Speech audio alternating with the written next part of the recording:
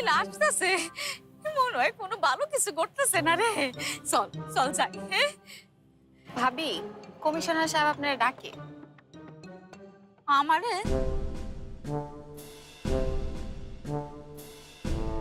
না, এটা পৃথিবীর সবচেয়ে ঘনবসতিপূর্ণ নোংরা দূষিত শহর নয়। এটা জয়নুলের শহর। হুমায়ুন, সুকুমার, নাম শুনেছেন ওনাদের? মনে তো হয় না। ওনারাও এই মাটির গন্ধ নিয়ে বেড়ে উঠেছেন। ময়মনসিংহ গীতিকার অঞ্চল এটা, শিল্প সাহিত্যের সূতিকাগার। হাজার বছরের ব্রহ্মপুত্র নদ, সেটা এই জেলাতে। ঢাকা শহরে যে ফিশ কারি, মিক্সড ভেজিটেবল খেয়ে আপনারা ঢেকুর তোলেন না, তার বড় একটা অংশ এই জেলারই অবদান। এখানকার মানুষ সরল বলে, তাদের চাহিদা কম বলে আপনারা এখানে আসেন আর তাদের শ্রমকে পুঁজি করে বড় বড় মিল ফ্যাক্টরি তৈরি করেন। আর আপনারা ভুলে যান, ঢাকার ওই মেগা সিটিতে আপনারা যে জলসে বেড়ে উঠছেন না, তার অবদান আমাদের।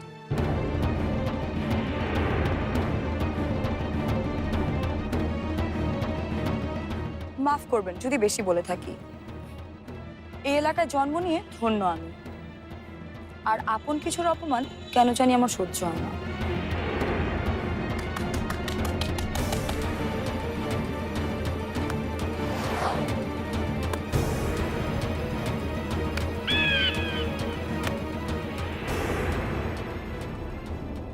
থ্যাঙ্কস আপনাকে কথাগুলো বলার জন্য।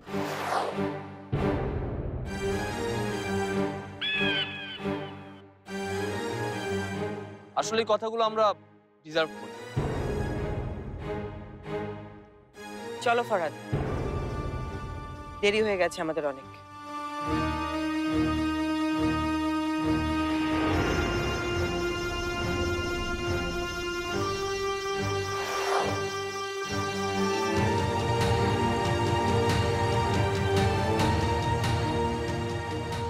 আমি যদি ভুল কিছু বলে থাকি, সত্যি বলাটা মোটেও ভুল কিছু না। আর আমার বোনদের এই শিক্ষাটা পাওয়া খুব দরকার ছিল। অ্যাকচুয়ালি আমি কৃতজ্ঞ আপনার কাছে। যখন নরম কথায় কোনো কিছু না হয়, তখন শক্ত কথার দরকার হয় বিথি। আর আপনি সেই কাজটাই করেছেন। কিন্তু ওনারা বোধহয় মন খারাপ করে। ও কিছু না, ঠিক হয়ে যাবে। কি আবার ঠিক হবে রাহাত বাবাজি?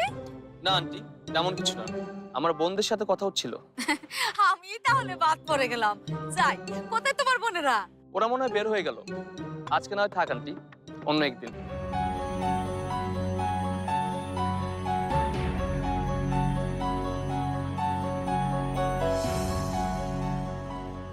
হ্যাঁ, এক্ষুনি না এখানে দেখলাম। হ্যাঁ, আমি বাইরে গেলে নিশ্চয়ই পাবো না। আমি যাই।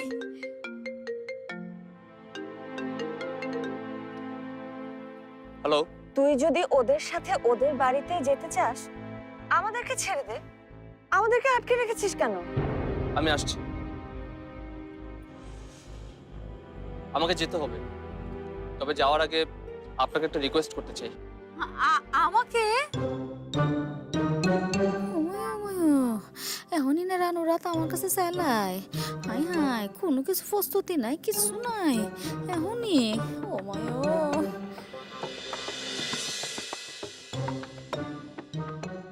আন্টি, হ্যাঁ, লজ্জা করো না বাবা। মনের ইচ্ছা বলে ফেলো, বলে ফেলো।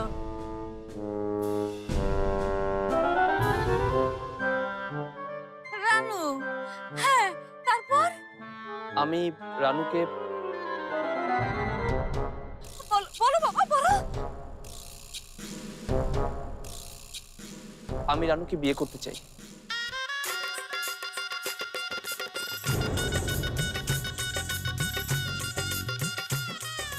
মা রানু, সত্যি সত্যি তুই ভাগ্যবতী মা। আমার ভাগ্য যদি তোর মতো। বাবা হাত তো দাও। এই যে সারা জীবন দুজন এমন ভাবে একসাথে থাইকো। হ্যাঁ, ভালো থাইকো, সুখে থাইকো। মা, কে বাবা? রাহাত, রানু, তোরা তো দূরে গেলি কেমনে? কি বলছো তুমি? ওরা তো দূরেই ছিল। ও ও তাই নাকি? কি জানি বলতেছিল বাবা? বলে ফেলো। তুমি যা চাইছো সেটা আমি তোমার দেওয়ার জন্য এক পায়ে না না 2 পায়ে খাড়া। হ্যাঁ মা, আগে শুনে তো নাও কথাটা। কি আর শুনবো? এটা তো রাহাত বাবাজি চোখ দেখলে বোঝা যায় রাহাত বাবাজি কি চায়। হ্যাঁ শুনতে হবে, কারণ এর আগেও একবার আমি কথা দিয়ে কথা রাখতে পারিনি, তাই চাই এবার সেটার প্রতিদান দিতে। প্রতিদান? আমার বাসায় আপনাদের সবাইকে একদিন আসতে হবে। ও ঠিক আছে বাবা, আসবো। আর সেদিন কিন্তু রানুর স্পেশাল গেস্ট, রানুকে অবশ্যই যেতে হবে। যাবে না মানে? 100 বার যাবে, 1000 বার যাবে। রাত তো তোমাকে পাওয়ার জন্য। আমার মনে হয় আমাদের এখন বাসা যাওয়া উচিত। আচ্ছা বাবা, আসবো আসবো, অবশ্যই আসবো। আমরা কালকে সকালের মধ্যেই চলে যাবো। হ্যাঁ আচ্ছা বাবা, তোমরা সকাল সকাল ঘুম থেকে উঠো তো। ঠিক আছে রাত ভাই, আমরা সুবিধা মতন একদিন আসবো। শিওর, আমি তাহলে আসি।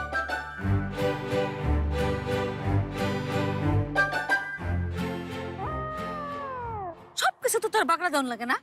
আমরা তাই লেহেরার বাড়ি যেতে পারি না? উনি ঢং করে, রাহাত ভাই আমরা সুবিধা মতো একদিন যাব। আশ্চর্য, জানে আমরা হেরার বাড়িতে কি হেরার উদ্ধার করতেছি নাকি? মাথা যদি কিছু থাক।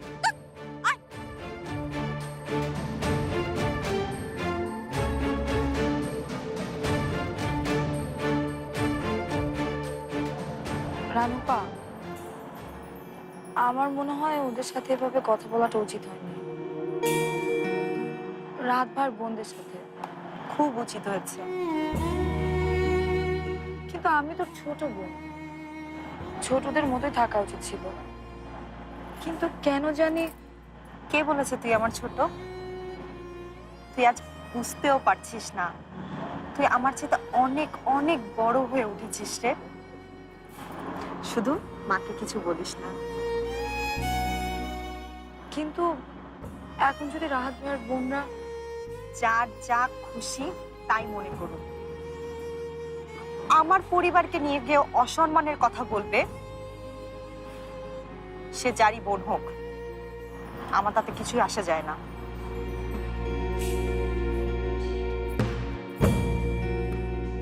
এ ফরহাদের সাথে না আমরা চলে যেতে পারতাম, রাহাতের জন্য অপেক্ষা করে। উফ।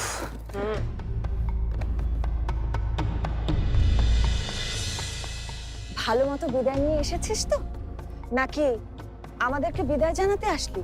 সেটা করতে পারলেই ভালো। যে ব্যবহার তোরা করে এসেছিস, আজ বাবা মা বেঁচে থাকলে তোর সাথে এই কাজটাই করতো, আমরা যা করেছি। আর যদি বাবা মা বেঁচে থাকতো, আমাকে তোদের কাছেও ঘেঁষতে দিত না।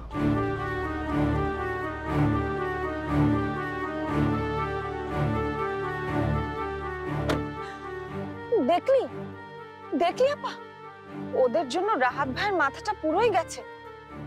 এরপরও ওকে যদি তুই কিছু না বলিস। বলবো, সময় হলে যা বলার তা ঠিকই বলবো। আর মাথা কি করে ঠিক রাখতে হয় সেটা আমি খুব ভালো করে জানি।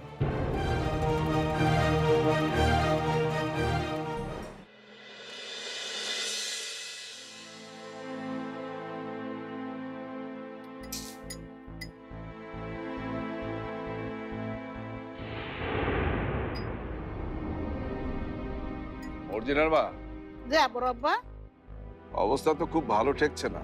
হ আব্বা, একটা খবর লন না, কত দূরে আছে। একটা ফোন দেন, নাইলে আমি ফোন দিই। তুমি ফোন কবে নিলে? বিথিয়া ফ্যাইডে কিনে দিল আর কইলো মর্জিনা আর মর্জিনার বাপের লগে কথা কইতি। ওরা তো দূরে থাকে, এই লেগিয়া রাইতে আপনারা যখন সবাই ঘুমান তখন আমি ফোনে কথা কই। কেন, তোমার যখন খুশি তখন ফোন দেবে। কি যে কোন বড় আব্বা, সবার সামনে ফোনে কথা কইতে আমার শরম করে না? আচ্ছা ঠিক আছে, এখন তোমার বড় আম্মাকে একটা ফোন দাও। আচ্ছা মজার মাস্টার কি ব্যাপার, কি হয়েছে তোমার? টাকা বাঁচছে গেল। ভরে গেছে, মনটা ভরে গেছে। এই তোদের মা আবার কি ঘটনা ঘটিয়েছে? দূরে যাও মাস্টার। হ্যাঁ, আচ্ছা আমি কি ঘটামো? হ্যাঁ, আমার কি ঘটানোর বয়স আছে? আমি তো বলছি রানুর কথা। উফ, রানু যে কি করছে আজকে! আহা রানু, এই রানু এতদিন কোথায় ছিল? আহা, কথাটা রাবারের মতো না টেনে যা হয়েছে আসল কথাটা বলো। বাবা, রানু আপা তো আজকে কাত করে দিয়েছে ওই রাহাতকে। বলিস কি, মারপিট করেছে নাকি? আর যা, মারপিট করবো কি?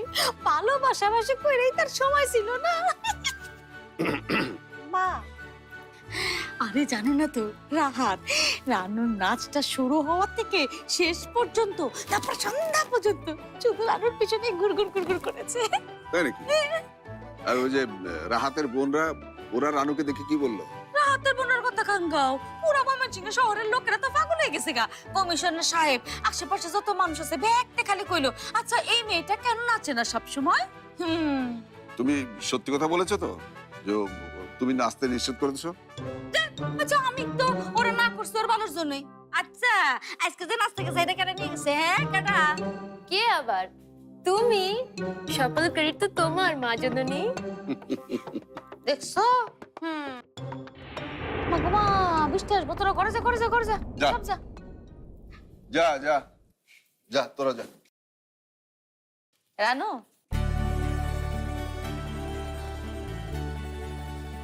মাসন ঠিক ঠিক এরকমই করিস। হ্যাঁ, আজ আমি যা চেয়েছি আমি তাই পেয়েছি, শুকর আলহামদুলিল্লাহ। এখন দেখিস ভালো ভালো শুধু এই ছেলেটার সাথে খালি বিয়েটা আমি তোর দিয়ে দিতে পারলেই হয়। আমি জানি তুইও। আচ্ছা যা যা যা, এখন ঘরে যা। হে আল্লাহ, হে আল্লাহ, তুমি যে দুনিয়াতে আছো এটা আমি বিশ্বাস করি। আল্লাহ তুমি আমার মেয়েটার একটু রহমত করে।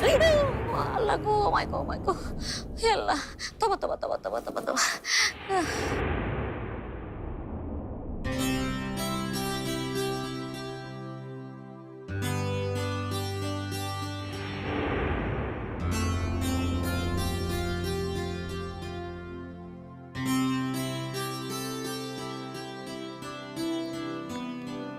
বিথি, আচ্ছা রাহাতকে তোর কেমন লাগে রে?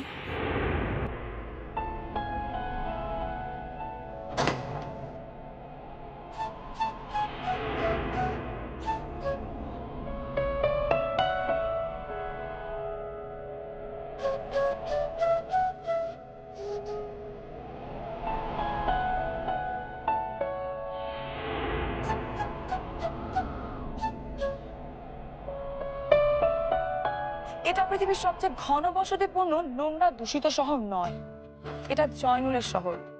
হুমায়ুন, সুকুমার, নাম শুনেছেন ওনাদের? মনে তো হয় না। ওনারাও এই মাটির গন্ধ নিয়ে বেড়ে উঠেছে। ময়মনসিংহ গীতিকার অঞ্চল এটা, শিল্প সাহিত্যের সূতিকাগার। 1000 বছরের ব্রহ্মপুত্র নদ, সেটা এই জেলাতে। ঢাকা শহরে যে ফিশ কারি মিক্সড ভেজিটেবল খেয়ে আপনারা ঢেকুর তোলেন না, তার বড় একটা অংশ এই জেলারই অবদান। এখানকার মানুষ সরল বলে, তাদের চাহিদা কম বলে আপনারা এখানে আসেন আর তাদের শ্রমকে পুঁজি করে বড় বড় মিল ফ্যাক্টরি তৈরি করেন। আর আপনারা ভুলে যান ঢাকার ওই মেগা সিটিতে আপনারা যে জলসে বেড়ে উঠছেন না, তার অবদান আমাদের। ফরহাদ, ফরহাদ, বস। এই ঝড় বৃষ্টির মধ্যে কতক্ষণ যেমন শব্দ হচ্ছে, দরজা তো লাগেও তো বসতে পারতি। মন খারাপ? অবশ্যই তোদের যেভাবে কথা শুনিয়েছে বিধি, তাতে কথা আমাকে নয়, তোর বোনদেরকে শুনিয়েছে। একদম ঠিক করেছে। ওদের যেমন কর্ম তেমন ফল। ফল পেলে আমার কথার। এই জন্য বলি মাঝে মধ্যে দুই একটা কথা শোনো।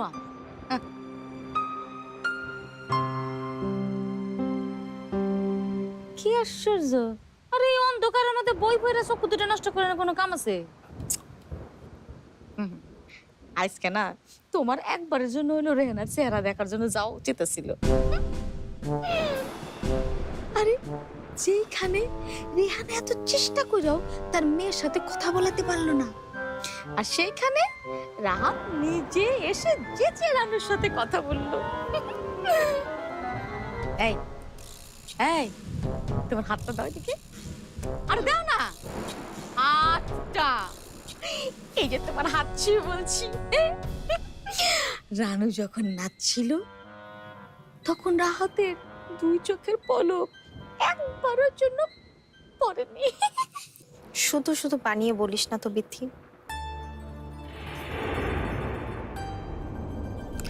অবশ্য রাহাত যেভাবে বলল, না তেমন কিছু না। আচ্ছা ঠিক আছে, আমি তোকে বলছি। সে বলল আমার নাচ নাকি অনেক সুন্দর, আর তার চেয়েও সুন্দর আমি।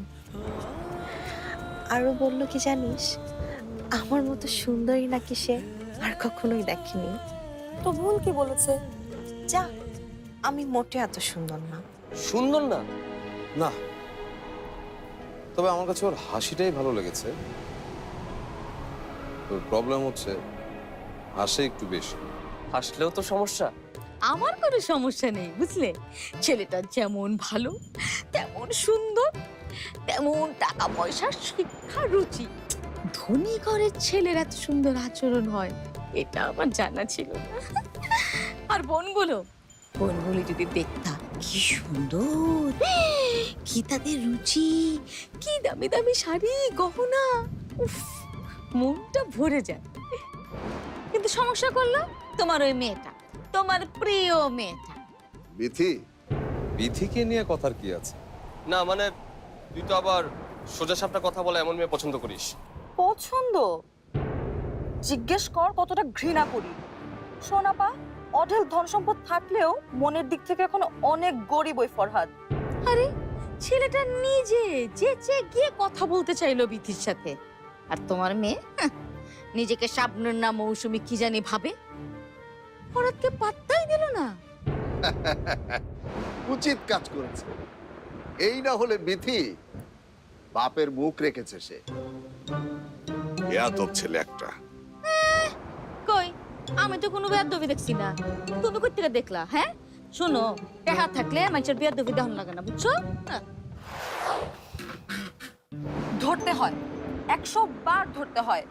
প্রথম দেখাতেই ছেলেটাকে আমার একদম ভালো লাগেনি, যেমন ভালো লাগে রাহাত ভাইয়ের ওই বোনদের। হ্যাঁ রে, ওরা একটু বেশি করছিল, বিশেষ করে ওর ছোট বোনটা। তবে আমার কি মনে হয় জানিস, ওরা আমার পরীক্ষা নেওয়ার জন্য আমার সাথে এমনটা করেছিল। ওরা কিন্তু মানুষ খারাপ না, আর দেখবি আস্তে আস্তে সবকিছু একদিন ঠিক হয়ে যাবে রে। ঠিক ওই মেয়ে আমার জন্য? তোর মাথা ঠিক আছে তো? ড্রিঙ্ক আমি করছি না বন্ধু, করছিস তুই। মেয়েটা ভালো বুঝছিস, তাই বলছিলাম। আমি 100% নিশ্চিত এইসব মেয়ে বাইরেটা যতই বাজুক না কেন, ভেতরটা একদম ফাঁপা।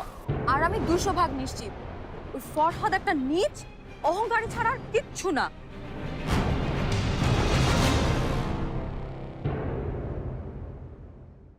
আমি যদি নিজে এত সম্পত্তির মালিক হতাম, এত গুড লুকিং হ্যান্ডসাম হতাম দেখতে, তাহলে কি আমার মধ্যে দম্ভ আসতো না? যদি সত্যিকারের দম্ভ দেখাতাম না, তাহলে ওই যে মেয়েটা বিথি নাকন ছাতার মাথা আমাদের সামনে টিকতে পারতো না। খারাপ লাগছে ননদের জন্য?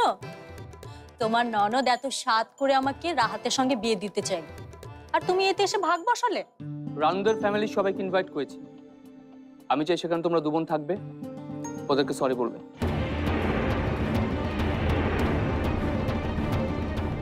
কেন সেটা জানতে পারি?